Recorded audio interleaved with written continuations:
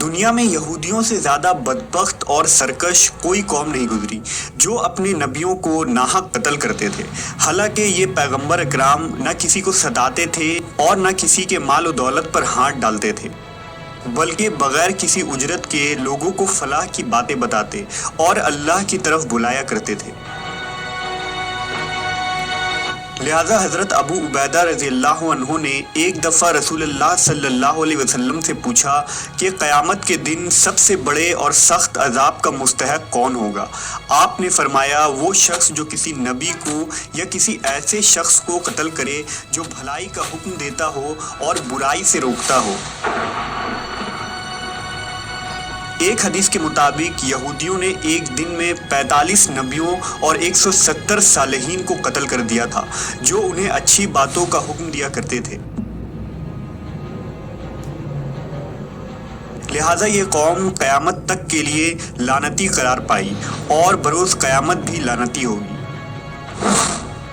آج ہم اس ویڈیو میں انہی مظلوم انبیاء کرام میں ایک برگزیدہ نبی حضرت یحییٰ علیہ السلام کی شہادت کے واقعے کو جانیں گے۔ حضرت یحییٰ علیہ السلام حضرت زکریا علیہ السلام کے فرزند تھے۔ حضرت زکریا بھی اللہ کے پیغمبر تھے۔ اولاد نہ ہونے کی وجہ سے حضرت زکریا اور آپ کی اہلیہ بہت غمگین رہا کرتے تھے۔ حضرت زکریا کو اکثر یہ خیال آتا تھا کہ میری کوئی اولاد نہیں اور میرے مرنے کے بعد میرے عزیز اور میرے بھائی ہرگز اس قابل نہیں کہ وہ بنی اسرائیل کی ہدایت اور اصلاح کے سلسلہ کو آگے بڑھا سکے۔ اگر اللہ رب العزت مجھے ایک بیٹے سے نواز دے تو میرے بعد بھی بنی اسرائیل میں دین حق کی تبلیغ کا کام جاری رہے گا۔ لہٰذا آپ نے اللہ کے دربار میں بہت التجائیں اور دعائیں کی۔ اللہ نے آپ کو بڑھاپے میں اولاد عطا کرنے کا فیصلہ کیا۔ اللہ نے ایک فرشتے کے ذریعہ حضرت زکریا علیہ السلام کو یہ خوشخبری دی کہ ہم تمہیں ایک بیٹا دیں گے جس کا نام یحییٰ رکھنا۔ اس سے پہلے اس نام کا کوئی نہیں ہوا اور یہ اللہ کے نزدیک بہت مقبول ہوگا۔ وہ اس قوم کی خراب حالت کی اصلاح کرے گا۔ حضرت یحییٰ علیہ السلام کی والدہ عیشیٰ اور مریم علیہ السلام کی والدہ حنہ آپس میں سگی بہنیں تھیں۔ یوں حضرت عیسیٰ علیہ السلام اور حضرت یحییٰ علیہ السلام آپس میں خالہ زاد تھے۔ حضرت یحییٰ علیہ السلام بچپن میں ہی نبوت کے مقام پر فائز ہو گئے تھے۔ حضرت یحییٰ موسیٰ علیہ السلام کی شریعت کو زندہ کرنے والے جلیل القدر نبی تھے۔ اس زمانے میں اللہ نے اپنے پیغمبر حضرت عیسیٰ علیہ السلام کو مبعوث فرمایا، لہٰذا آپ ان پر ایمان لے آئے۔ حضرت یحییٰ حضرت عیسیٰ سے 6 ماہ بڑے تھے اور آپ حضرت عیسیٰ کی نبوت کو تسلیم اور تصدیق کرنے والے سب سے پہلے شخص تھے۔ روایتوں کے مطابق حضرت یحییٰ علیہ السلام کثرت سے گریہ وزاری کیا کرتے تھے، یہاں تک کہ آنسوؤں کی وجہ سے آپ کے رخساروں پر نشان پڑ گئے تھے۔ حضرت یحییٰ علیہ السلام نہایت ہی حلیم، رقیق القلب، پاک باز، عابد، متقی، قناعت شار، شرم و حیا کے پیکر اور سادہ زندگی بسر کرنے والے شخص تھے۔ غذا بقدر ضرورت کھاتے اور لباس اتنا ہی پہنتے جس سے صرف ستر پوشی ہو سکے۔ آپ کو جنگلوں اور بیابانوں سے محبت تھی۔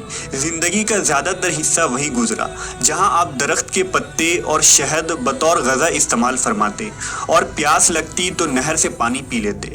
نہ کوئی گھر تھا اور نہ زمین جائیداد، جہاں رات ہوتی وہیں بسیرا کر لیتے۔ حضرت ابن عباس سے روایت ہے کہ رسول اللہ صلی اللہ علیہ وسلم نے فرمایا کہ اولاد آدم میں سے ایسا کوئی نہیں جس سے گناہ سرزد نہ ہوا ہو سوائے حضرت یحییٰ علیہ السلام کے۔ اللہ نے حضرت یحییٰ کو 5 باتوں کا حکم فرمایا تھا کہ ان پر عمل کرو اور بنی اسرائیل کو بھی عمل کرنے کا حکم دو۔ لہٰذا انہوں نے بنی اسرائیل کو بیت المقدس میں جمع کیا اور فرمایا، اللہ نے مجھے 5 باتوں کا حکم دیا ہے۔ اللہ کے سوا کسی کی عبادت نہ کرو اور نہ ہی اللہ کے ساتھ کسی کو شریک کرو۔ میں تمہیں نماز کا حکم دیتا ہوں جو خشوع و خضوع کے ساتھ ادا کرو۔ میں تمہیں روزے رکھنے کا حکم دیتا ہوں۔ بے شک روزے دار کے منہ کی بو اللہ کے نزدیک مشک سے بھی زیادہ معطر اور پسندیدہ ہے۔ میں تمہیں صدقہ کرنے کا حکم دیتا ہوں اور کثرت سے اللہ کا ذکر کرتے رہا کرو۔ حضرت یحییٰ علیہ السلام کی وفات کے متعلق مفسرین نے مختلف واقعات تحریر کیے ہیں، تاہم مفسرین کی اکثریت نے جس واقعے کو بیان کیا ہے وہ لوکا کے انجیل سمیت بہت سی کتابوں میں درج ہے، جس کا خلاصہ یہ ہے کہ حضرت یحییٰ علیہ السلام کے زمانے میں یہودیہ کا بادشاہ ہیرود ایک عیاش شخص تھا، جس کی وجہ سے پورے ملک اور بنی اسرائیل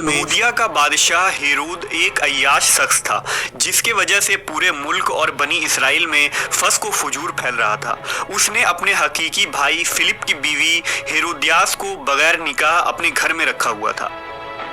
حضرت یحییٰ علیہ السلام چونکہ نبی تھے اور دعوت حق کا کام سر انجام دیتے تھے، لہٰذا انہوں نے بادشاہ کے اس فحش حرکات کے خلاف آواز بلند کی، جس کے نتیجے میں انہیں گرفتار کر کے قید خانے میں ڈال دیا گیا۔ بادشاہ نے یحییٰ علیہ السلام کو قید تو کر دیا، لیکن وہ ان سے ڈرتا بھی تھا۔ وہ جانتا تھا کہ آپ اللہ کے سچے نبی اور نیک انسان ہیں، نیز بنی اسرائیل بھی آپ کی بہت عزت و احترام کرتے ہیں۔ لیکن بادشاہ کی داشتہ ہیرودیاس حضرت یحییٰ کی تعلیمات کو اپنے اور اپنی جیسی دوسری بدکار عورتوں کے لیے بہت بڑا خطرہ سمجھتی تھی، لہٰذا وہ آپ کی جان کی دشمن ہو گئی۔ اسی دوران بادشاہ کی سالگرہ کے موقع پر محل میں رقص و موسیقی کی محفل جمی، جس میں ہیرودیاس کی جوان اور خوبصورت بیٹی نے اپنی سحر آمیز رقص دکھا کر بادشاہ کو اپنے جال میں پھنسا لیا۔ بادشاہ نے خوش ہو کر اس سے کہا کہ مانگ کیا مانگتی ہے۔ بیٹی نے اپنی ماں سے مشورہ کیا تو وہ پہلے ہی ایسے موقع کی طاق میں تھی، لہٰذا اس نے بیٹی سے کہا کہ بادشاہ سے یحییٰ علیہ السلام کا سر مانگ۔ بیٹی نے بادشاہ کے سامنے ادب سے جھک کر عرض کی، اے بادشاہ سلامت، مجھے یحییٰ کا سر تھال میں رکھ کر منگوا دیجیے۔ بادشاہ یہ سن کر پریشان ہو گیا، مگر اپنی محبوبہ کی بیٹی کی فرمائش کیسے رد کر سکتا تھا، لہٰذا اس نے سپاہیوں کو قید خانہ بھیجا اور حضرت یحییٰ علیہ السلام کے سر کاٹ کر آپ کو شہید کر دیا۔ آپ علیہ السلام کے سر مبارک کو ایک تھال میں سجا کر اپنی محبوبہ کی رقاص بیٹی کے سامنے پیش کیا۔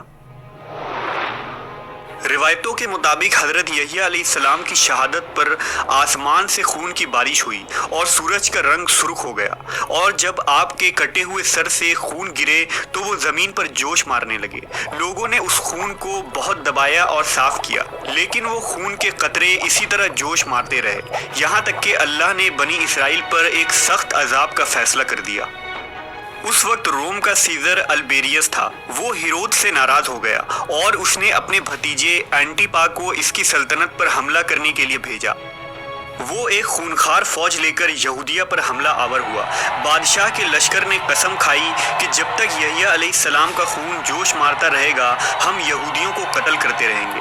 ہزاروں یہودی قتل عام کیے گئے۔ اینٹیپا نے ہیرود کو شکست دے دی۔ اس نے ہیرود کو زنجیر پہنا کر سرے عام روم لے جانے کا فیصلہ کیا۔ جب ہتکڑیوں اور زنجیروں میں جکڑے دونوں میاں بیوی شہر کے گلیوں سے گزر رہے تھے تو ان کے ستائے ہوئے لوگ ان پر پتھر مار رہے تھے۔ پھر شہنشاہ روم نے ان دونوں کو صحرا میں پھینکوا دیا، جہاں بھوک اور پیاس سے دونوں مر گئے۔ انجیل میں ان رومی افواج کو خدا کا لشکر قرار دیا گیا ہے، کیونکہ اللہ کا یہ قانون ہے کہ وہ سرکش قوم پر دوسری سخت اور جنگجو قوم کو مسلط کر دیتا ہے، جو ان پر قہر بن کر ٹوٹتے ہیں اور اس قوم کو تباہ کر ڈالتے ہیں۔ مورخین نے لکھا ہے کہ اموی خلیفہ ولید بن عبد الملک جب دمشق میں مسجد تعمیر کروا رہے تھے تو اس دوران وہاں ایک غار دریافت ہوا۔ اطلاع ملنے پر خلیفہ خود غار میں داخل ہوئے تو دیکھا کہ ایک صندوق میں انسانی سر رکھا ہوا ہے اور اس صندوق پر لکھا تھا کہ یہ یحییٰ ابن زکریا کا سر ہے۔ ان کا چہرہ اور بال اپنی اصلی حالت میں تھے اور یوں لگتا تھا جیسے ابھی شہید ہوئے ہوں۔